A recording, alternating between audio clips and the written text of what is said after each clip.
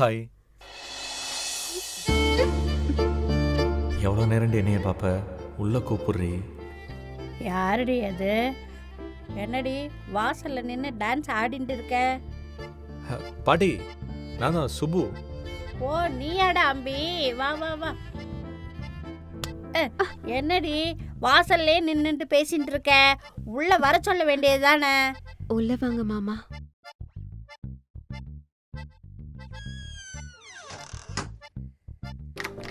அக்கா,